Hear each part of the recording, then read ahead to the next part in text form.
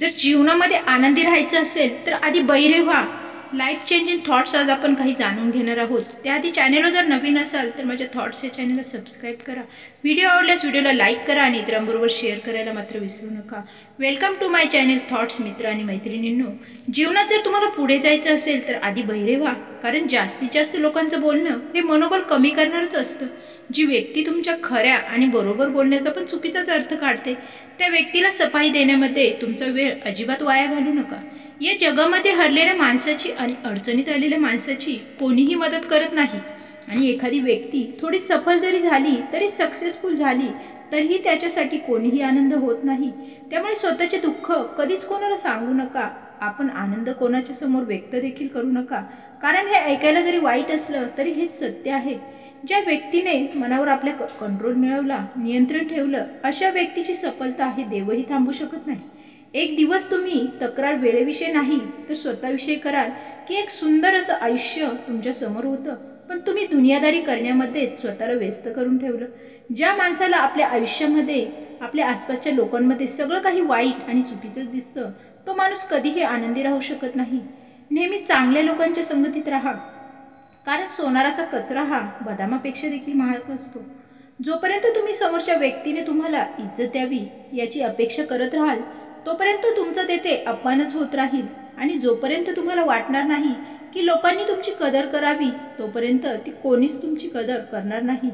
कोणत्याही चूक नसलेल्या माणसाला धोका देणे, त्याला मुद्दामून त्रास देणे हे सगळ्यात मोठं महापाप आहे. तुम्ही तुमचं दुःख लोकांना सांगितलं तर लोक तुमच्यापासून दूर पळू लागतील.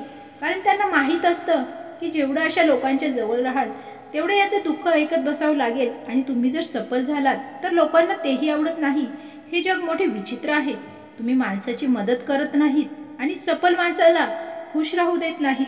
स्वतःला कधी कितीही बनवू नका की लोक तुमचा गैरफायदा घेतील. स्वतःला कधीही लाचार बनवू नका. तुम्हाला कसं बनायचं आहे हे तुमच्यावरच अवलंबून आहे.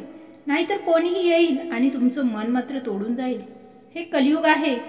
कलियुगाचा अर्थ आणि कामाचे युगच असा आहे. याचा अर्थ असा की आजच्या युगामध्ये लोक तुमच्याबरोबर तेव्हाच नाते ठेवतील आणि तेव्हाच प्रेमाने बोलतील जेव्हा त्यांचं तुमच्याकडे काहीतरी काम असेल आणि तुमच्याकडून त्यांना पैसे मिळत राहतील. जी व्यक्ती स्वतःवरच खुश नाही तर ती व्यक्ती जगातील कोणतेही सुख मिळालं तरी ती व्यक्ती सुखी राहू शकणार नाही. मदत मागण्यासाठी तर सगळेच येतात, पण आपल्याला जेव्हा मदतीची गरज असते तेव्हा मात्र मदत करणारं हे कोणीच नसतं. आपले लोक तर तेच असतात ज्यांना आपल्या दुःखाची जाणीव असते. नाहीतर विचारपूस तर रस्त्यावरून येणारे जाणारे लोक सुद्धा करतात. आपल्या लोकांना ओळखायला शिका. जर एखादी इच्छा पूर्ण झाली नाही तर क्रोध वाढतो, राग वाढतो, संताप येतो. आणि जर तीच गोष्ट पूर्ण झाली तर लोभ देखील वाढतो. त्यामुळे आयुष्यामध्ये प्रत्येक परिस्थितीमध्ये धैर्य ठेवणंच श्रेष्ठ आहे. जेव्हा तुम्ही दुसऱ्यासाठी चांगल्या गोष्टीचा विचार करता तेव्हा त्याच गोष्टी तुमच्या आयुष्यामध्ये येतात. आणि हाच तर निसर्गाचा नियम आहे. निसर्गाने जे दिलंय ते सुंदर आहे हे समजून आयुष्य जगण्याचा प्रयत्न करा. ब्लेडची धार खूप जास्त असते पण ती धार तोडू शकत नाही किंवा झाडालाही तोडू शकत नाही. कुऱ्हाड मजबूत असते पण ती केस कापू शकत नाही. त्याचप्रमाणे प्रत्येक माणूस त्याच्यामधल्या गुणांनुसार हा श्रेष्ठ असतो.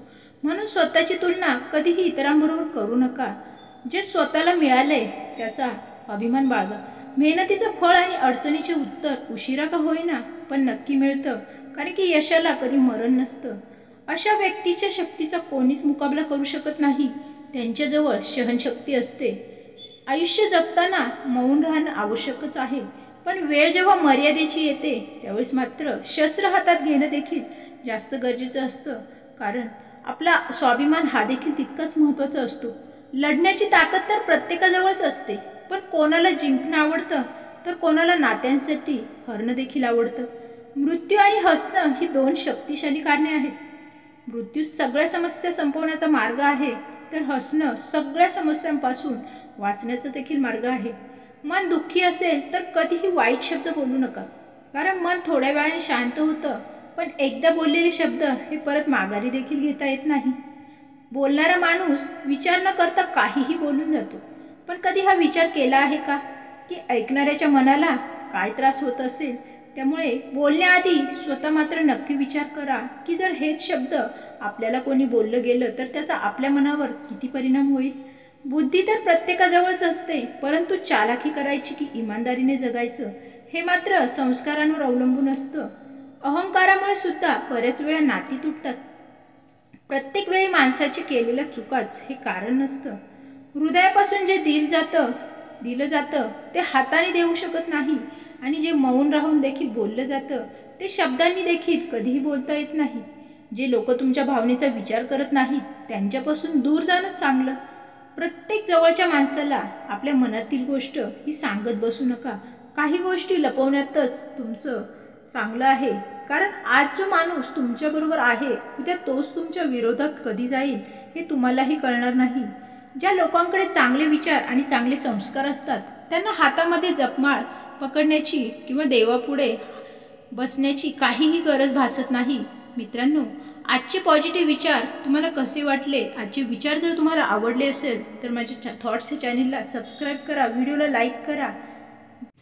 पुन्हा अशा नवीन विचारांसोबत लवकरच आपण भेटूया. तोपर्यंत धन्यवाद.